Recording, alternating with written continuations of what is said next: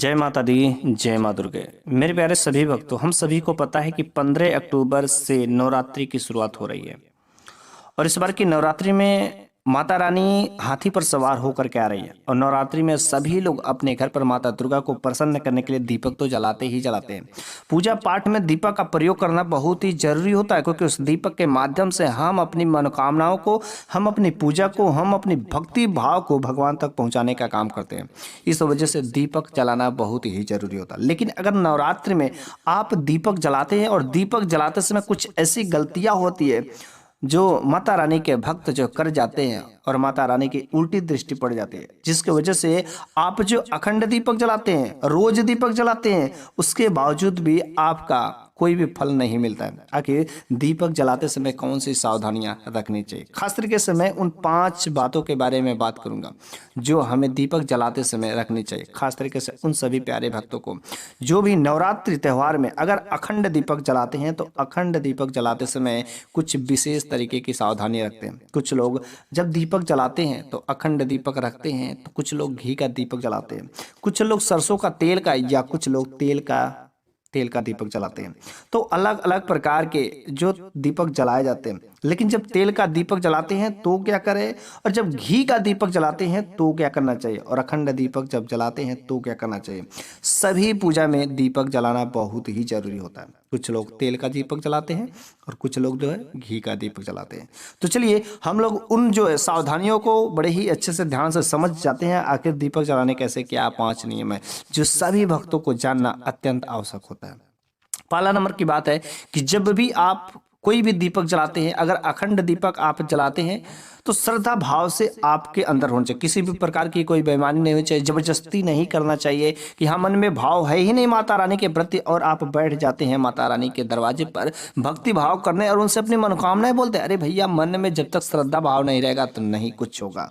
तो श्रद्धा भाव रखना बहुत ही जरूरी होता है। और जब भी आप जो है दीपक जलाते हैं, अखंड दो ज्योति जलाते हैं, तो उस दीपक के नीचे जो चावल की या कुछ फूलों की पंखुड़ियों की कुछ ना कुछ जो है आसन लगा करके ही जो है उस दीपक को वहां पर रखना चाहिए। दीपक को खाली वैसे यूं ही जमीन पर नहीं रख देना है। अगर वैसे ही रखेंगे तो ऐसा दीपक अपूर्ण माना जाता है। तो जब भी आप दीपक, अखंड दीपक जलाते हैं तो जो उसके नीचे जो है आप आसन लगा करके ही रखें। चाहे कोई भी हो, चाहे सरसों के तेल का दीपक हो, तिल के तेल का दीपक हो या घी का दीपक हो, जो शुद्ध घी के, गाय का घी होता है उसी का दीपक होता है। तो कोई भी दीपक हो आप उसके नीचे आसन लगा करके जरूर करें। अब रही बात, घी का दीपक जलाते हैं तो क्या करें, और तेल का अगर दीपक जलाते हैं तो क्या करें। ठीक है, जब भी आप घी का दीपक जलाते हैं तो ध्यान से सुनिएगा, गाय के घी का जब भी आप दीपक जलाते हैं तो ये जो सावधानी, आप ये गलतियां बहुत सिंपल से सरल लोग कर लेते हैं। कभी भी घी के दीपक जब जलाएं तो माता रानी के अर्थात माता दुर्गा के दाएं हाथ की तरफ रखें। ठीक है, माता रानी के दाएं हाथ की तरफ में और साधक के बाएं हाथ की तरफ होना चाहिए। लेकिन जब आप तेल का दीपक जलाते हैं, चाहे सरसों का तेल का हो चाहे तिल के तेल का हो, तो माता रानी के बाएं हाथ में और साधक के दाएं हाथ की तरफ होना चाहिए। ठीक है, वैसे दीपक जलाए जाते हैं, लेकिन घी का दीपक तो नॉर्मल पूजा में प्रयोग किए जाते हैं। लेकिन तिल के तेल का या सरसों के तेल का दीपक तब जलाए जाते हैं जब कोई खास मनोकामना को पूरा करना होता है, उस समय इस प्रकार के प्रयोग किए जाते हैं। हाँ, दीपक जलाने से आपकी घर की जो नकारात्मक शक्तियों पर भी कंट्रोल मिलता है, और दीपक जलाने से जो आपके घर का अग्निकोण होता है वह काफी मजबूत हो जाता है। और अग्निकोण यदि आपका मजबूत रहता है तो आपके घर में सकारात्मक ऊर्जाओं का संचार मिलता है। दीपक जलाने से आपके पितृ भी प्रसन्न रहते हैं और पितृ भी जो है खुश हो जाते हैं। और आपके जीवन में जब पितरों का आशीर्वाद मिलता है तो जीवन शैली की दशा ही बिल्कुल सुधर जाती है।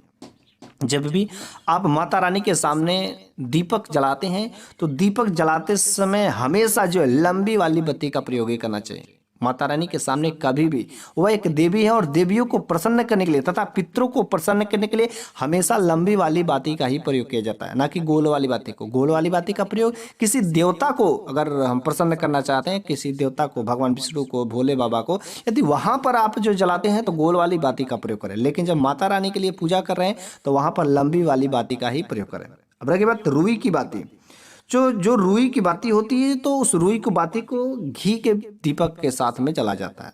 मतलब लंबी वाली एक रुई की बाती बना करके आप घी के दीपक में डालिए। लेकिन वहीं पर यदि तिल के तेल का दीपक जलाते हैं या जो है आप सरसों के तेल का दीपक जलाते हैं तो कलावे वाली जो है बत्ती आपको बना करके उसमें प्रयोग करना है। ठीक है, तो ये थे कुछ जरूरी नियम जो हम सभी भक्तों को जानना चाहिए था।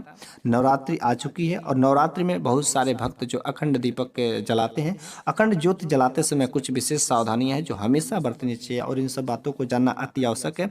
इस वजह से मैंने आपको आज के इस वीडियो में मैंने ये चीज़ें बताने का कोशिश किया। अगर मेरा बातें अच्छी लगी हो तो कमेंट बॉक्स में जय माता दी जय माँ दुर्गे जरूर लिखिएगा।